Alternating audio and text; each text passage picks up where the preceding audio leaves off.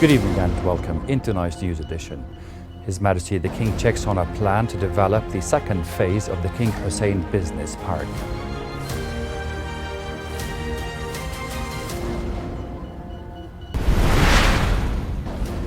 Jordan condemns a statement by Israel's Minister of National Security regarding the establishment of a synagogue on Al-Aqsa Mosque compound.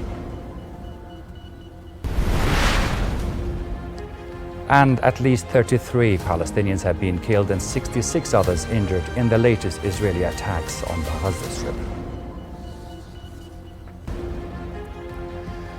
Hello and welcome again. His Majesty King Abdullah, accompanied by His Royal Highness Crown Prince Al Hussein, visited a number of institutions and companies operating at the King Hussein Business Park in Amman. His Majesty checked on a plan to develop the second phase of the business park, which will be established on 309 dunams at a cost of 5 million dinars. The plan aims to stimulate the economy, create job opportunities and provide investment opportunities in different areas such as buildings, roads, parking lots and green spaces. King Abdullah stressed the importance of increasing benefits from economic opportunities by developing a competitive business environment with distinguished infrastructure and services.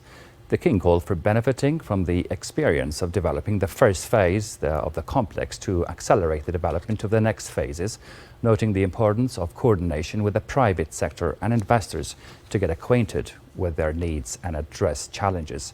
The business park currently houses 98 local, regional and international companies, over 295 startups and 7,000 employees. Jordan condemned a statement by Israel's Minister of National Security, Itamar Ben-Gvir, regarding the establishment of a synagogue on the Al-Aqsa Mosque compound in occupied East Jerusalem. Spokesperson for the Ministry of Foreign Affairs, Sufyan Al-Qada, voiced the kingdom's absolute rejection and condemnation of the statement, which fuels the policy of extremism and works to change the historical and legal status quo in Jerusalem and its sanctities. Al-Qada said the holy compound, with its full area of 144 dunams, is a place of worship that is exclusive for Muslims, reiterating that the Jordan-run Jerusalem Awqaf and Aqsa Affairs Department is the sole authority entitled to supervise its affairs.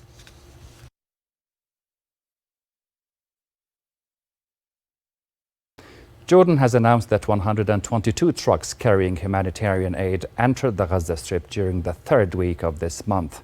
The aid, provided by the Jordanian Armed Forces and the Jordan Hashemite Charity Organization, included food and health parcels, medical supplies and materials for bakeries.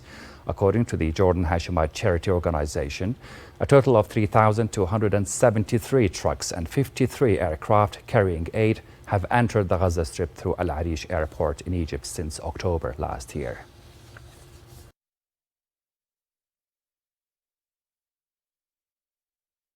And over to the Gaza Strip, Israeli occupation forces have issued new evacuation orders for Deir al-Balah in central Gaza, forcing more families to flee.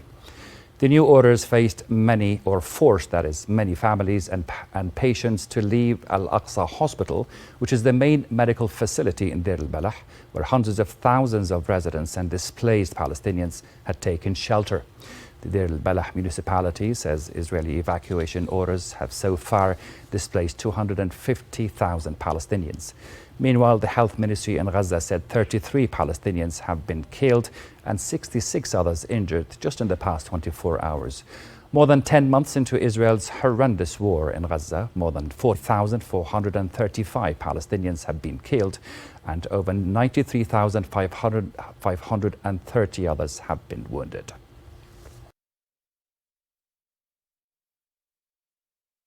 In the occupied West Bank, a Palestinian man was killed by Israeli forces in the town of Yatta, south of Hebron.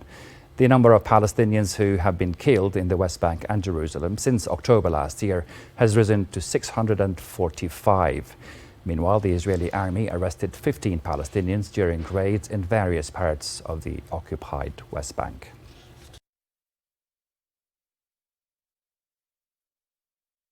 And in other news, Russia launched more than 100 missiles and around 100 attack drones at Ukraine, killing at least 5 people and striking energy facilities countrywide.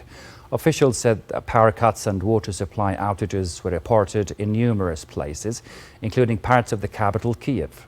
Today's missile and drone salvo was Russia's most intense in weeks. The attacks come as Ukraine is claiming new ground in a major cross-border incursion into Russia's southern Kursk region, while Russian forces steadily inch forward in Ukraine's east, closing in on the transport hub of Pokrovsk. Thank you so much for your time.